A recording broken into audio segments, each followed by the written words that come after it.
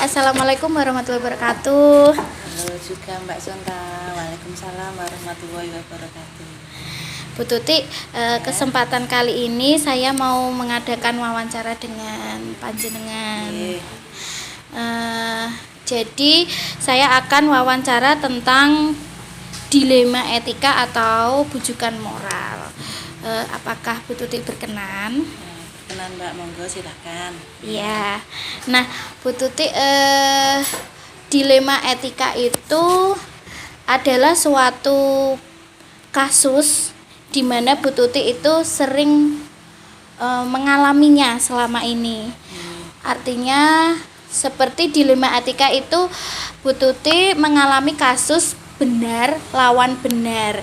Jadi contohnya ketika Bu Tuti ingin menyelesaikan suatu kasus tentang disiplin terhadap rekan-rekan sejawat, contohnya berangkat pagi, tapi ternyata guru tersebut tidak bisa berangkat pagi karena terkendala misalkan jalannya banjir. Berarti itu Bu Tuti sudah mengalami dilema etika.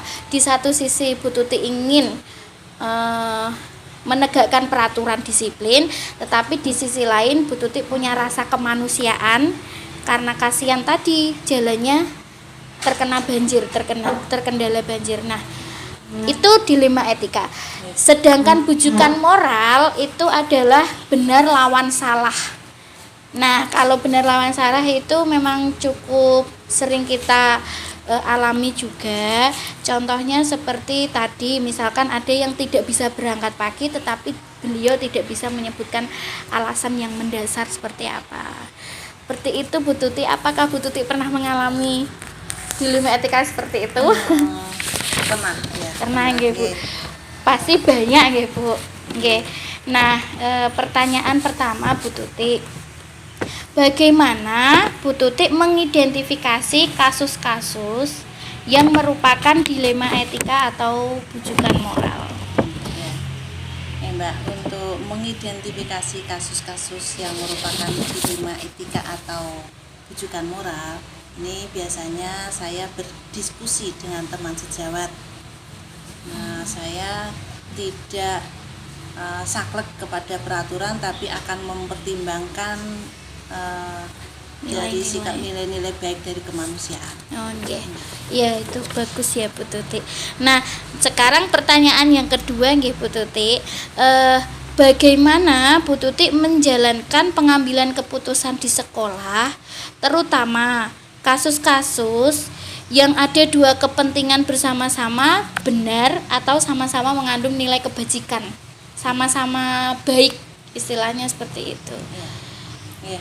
Dalam menjalankan pengambilan keputusan di sekolah saya itu saya pilih dulu mana kasus yang lebih mendesak dulu. Berarti dibandingkan dengan nilai-nilai kemanusiaan. Ya berarti intinya seperti kasus yang tadi teman rekan sejawat yang terlambat. Ya, saya biasanya ya tanya dulu ya masalahnya apa. Kalau memang masalahnya akses dari banjir itu tidak bisa dilalui, ya ini saya ambil kebijakan untuk saat-saat musim seperti itu bisa saya toleransi. Tapi nanti setelah akses bisa terlampaui, ya saya harap bisa datang tepat waktu mengikuti aturan yang ada. Oh begitu nggih Bu. Nggih. Berarti nggih Bu Tuti cukup bijaksana lah. Pertanyaan selanjutnya Bu Tuti. Nah, ketika Bu Tuti mengalami dilema etika, langkah-langkah atau prosedur apa yang biasa Bu Tuti lakukan selama ini? Langkah-langkah atau prosedur yang biasa saya lakukan selama ini, biasanya saya analisis dulu kasusnya. Kadang saya juga mendiskusikan dengan teman sejawat. Habis itu bisa mengambil tindakan yang sesuai dengan kasus tersebut. Berarti harus dianalisis dulu nggih Bu kasusnya, maksudnya ini mau bagaimana begitu nggih. Nah, pertanyaan selanjutnya Bu Tuti. Nah, yang hal-hal apa yang dianggap Bu Tuti efektif untuk pengambilan keputusan pada kasus-kasus dilema etika? Yang Bu Tuti merasa ini adalah cara efektif untuk menyelesaikan kasus dilema etika itu apa ya Bu Tuti? Tadi sudah saya sampaikan untuk ini ya, yang saya anggap efektif dalam pengambilan keputusan itu menganalisis kasusnya ya. Kalau sudah sesuai dengan peraturan itu kan nanti akhirnya menjadi nyaman untuk semua pihak. Betul Bu Tuti, kalau sudah berdasarkan peraturan kan kita sudah ada dasarnya, berarti kan kita nyaman nggih. Selanjutnya, apakah Bu Tuti punya jadwal atau tata kala untuk menyelesaikan kasus tersebut, atau Bu Tuti memilih menyelesaikan langsung? Dan bagaimana bentuk prosedurnya untuk menyelesaikan itu? Kalau pertanyaannya jadwal, padahal kasus itu kan tidak ada jadwal. Ya, tidak terjadwal. Untuk jadwal saya tidak. Biasanya kasus yang mudah itu saya selesaikan secara spontan.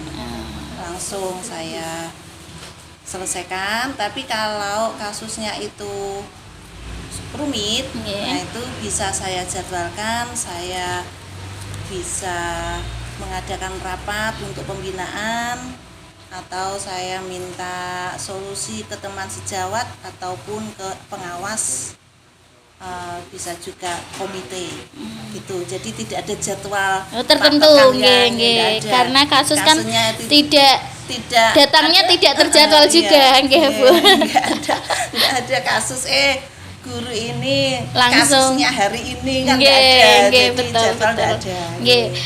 Kalau kasus-kasus yang spontan biasanya contohnya seperti apa ya Bu? Bu Tuti pernah mengalami? Spontan ini ya contohnya begini, pernah mengalami ya, kita punya penjaga, suatu hari itu tidak bisa masuk karena sakit. Otomatis untuk kebersihan di sekolah itu belum teratasi dengan sampah-sampah yang ada. Nah, itu saya selesaikan atau untuk menggerakkan guru-guru dan anak-anak untuk bisa, kalau anak-anak sih untuk mengambil sampah-sampah yang kering itu tadi supaya halaman bisa bersih, sehingga bisa menyelesaikan lingkungan yang bersih.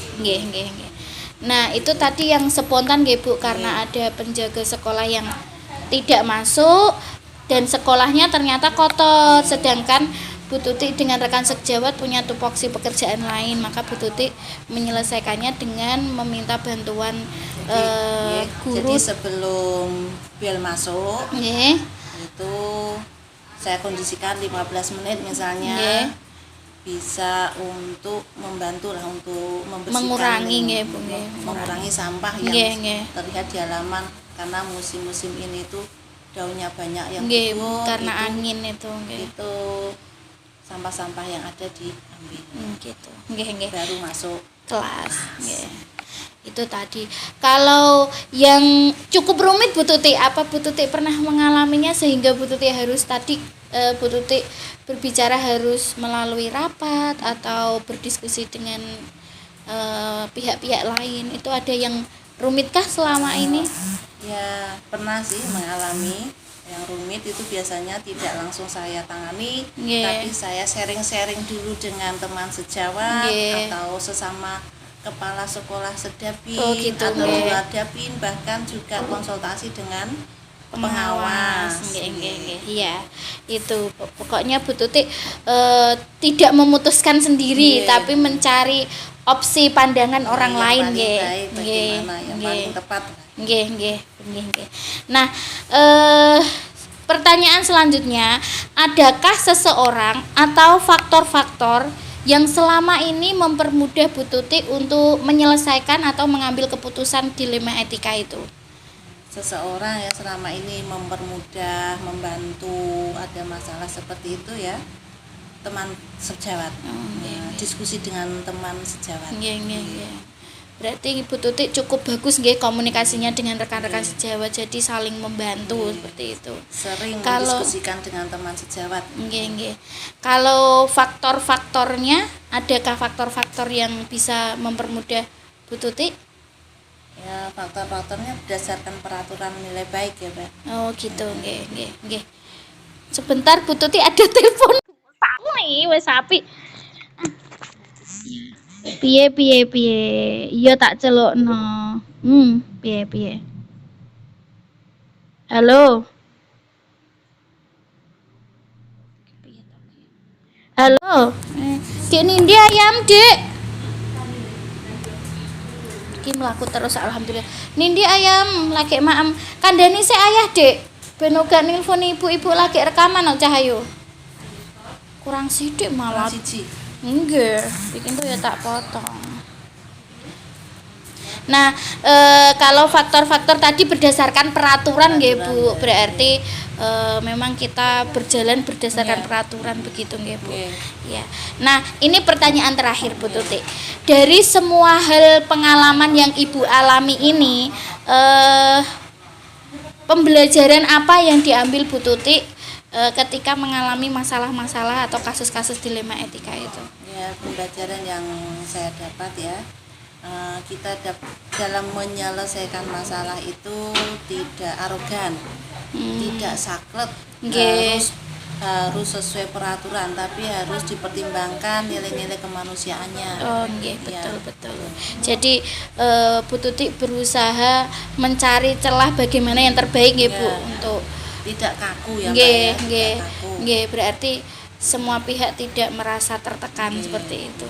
Nggih, terima kasih Bu Tutik untuk berbagi pengalaman yang Bu Tutik alami selama ini sebagai kepala sekolah.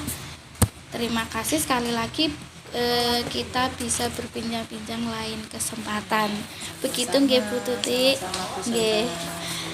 Wassalamualaikum warahmatullahi wabarakatuh. Waalaikumsalam warahmatullahi wabarakatuh. Halo Bu Tutik, selamat pagi. Juga Mbak Sandra, selamat pagi. Iya, kita lanjut ya Bu ya, menindaklanjuti wawancara kita yang kemarin. Siap. Iya, karena saya merasa ini saya belum tahu pengalaman Bu Tutik yang nyata dalam kasus dilema etika. Nah, pertanyaan pertama Bu Tutik, berkaitan dengan kemarin Bu Tutik mempunyai pengalaman memutuskan bagaimana menganalisis kasus, terus mengambil keputusan yang bertanggung jawab. Nah, adakah pengalaman nyata sebuah kasus dilema etika yang Bu Tutik alami di sekolah ini? Baik Mbak Senta, ini ya, yang laki-laki ini memang ada kasus Baru fresh ya Bu ya? Iya. Nggih. Kasus dilema etika gitu. Nah ini kemarin ini ada guru kelas kami, yaitu guru kelas 6, yang pertama itu mengeluhkan anaknya. Anaknya itu dilihat dari apa ya Mbak ya, dan perbandingan dengan seusianya, Oh, berarti nggih. umur seusianya itu, Nggih. anaknya guru kelas 6 ini belum apa ya Mbak? Mengalami keterlambatan. Mengalami keterlambatan. Nggih, betul. Yang nyata itu ini umurnya 15 bulan. Oh, gitu nggih. Itu umumnya anak itu 1 tahun sudah jalan. Oh. Nah itu belum bisa jalan, sehingga konsultasi dengan saya itu pengen mengkonsultasikan ke dokter dulu. Ke dokter ahli Nah, nggih. Dari cerita tersebut saya sarankan juga untuk konsultasi. Nggih. Nah, setelah konsultasi dari dokter itu menyarankan untuk terapi. Nah, terapi ini membutuhkan waktu yang lama. Nah, ini yang menurut saya dilema, Mbak. Oh, gitu. Karena apa? Terapinya itu di rumah sakit itu pagi hari. Padahal pagi hari itu ada kewajiban untuk mengajar nggih, di nggih. sekolah. Nah, nggih. ini termasuk Dilema etika Dilema, ya, Bu. nggih. Nggih, betul. Nah, saya sebagai kepala sekolah mempunyai kebijaksanaan karena anak itu juga kewajibannya Orang tua, orang tua, nggih, betul. juga yang di sekolah juga kewajibannya Sebagai guru, nggih, nggih. betul. Nah, untuk itu sebelumnya sih saya dengan teman-teman dulu untuk membicarakan gimana solusinya, dan saya putuskan tetap terapi di jam tersebut, tapi jam mengajarnya bisa ditukar dengan guru mapel. Oh, begitu. Berarti rekan sejawatnya juga ya Bu ya, respon peka. Respon, Jadi nggih. mau diajak tukar jam itu. Alhamdulillah rekan-rekan di sini itu baik-baik semua, mengerti keadaan teman-temannya, nggih, sehingga bisa diatur lah supaya bisa berjalan kedua-duanya. Oh, gitu. Jadi tanggung jawab Berjalan, nggih. Nah, memang peraturan memang kan tidak boleh meninggalkan, iya, nggak boleh betul. meninggalkan waktu mengajar waktu ya. mengajar karena ASN kan memang Kewajibannya. harus mengajar, tapi kewajiban sebagai orang tua juga harus bisa Dipenuhi. karena itu keterlambatan tumbuh kembang anaknya itu ya perlu juga. Nggih, Kalau perlu tidak diperhatikan. diterapi itu nanti mungkin kalau lambat Nggih. terapinya itu Nggih. kan kasihan anaknya. Iya, masa depan anaknya Oke. juga. Berarti Bu Tutik sudah mengalami dilema etika, yaitu paradigma benar lawan benar. Benar karena ada peraturan, dan benar juga karena ada rasa kemanusiaan. Kemudian Bu Tutik melakukan analisis kasusnya bersama rekan-rekan sejawat. Hasilnya, solusinya tadi, Bu Tutik mengambil keputusan untuk memberikan kebijaksanaan, yaitu rasa kasihan tadi, tetapi peraturannya juga tidak dilepaskan atau tidak begitu saja ditinggalkan. Artinya solusinya adalah mencari jam tukar dengan guru mapel. Oke, seperti Kebetulan itu. terapinya itu ya Pagi ya, Bu, ya. pagi, terus di jam-jam itu ada jam guru mapel kebetulan nggih ya. Nggih, terima kasih Bu Tutik, pengalamannya sangat menarik. Nanti bisa buat pengalaman saya pribadi kalau kedepannya punya teman-teman yang juga harus diberi kebijaksanaan seperti ini. Lain kali akan saya praktekkan untuk diri saya sendiri. Terima kasih untuk kesempatan kali ini, Bu Tutik. Wassalamualaikum warahmatullahi wabarakatuh. Waalaikumsalam warahmatullahi.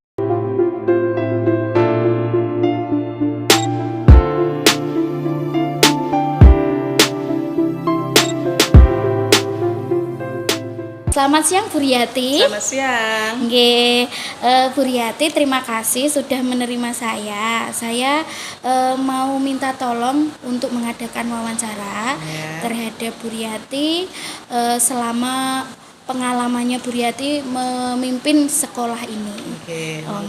Nggih. Terima kasih Bu Riyati. Nanti saya akan mengajukan pertanyaan, Bu Riyati menjawab sesuai dengan pengalamannya, seperti itu.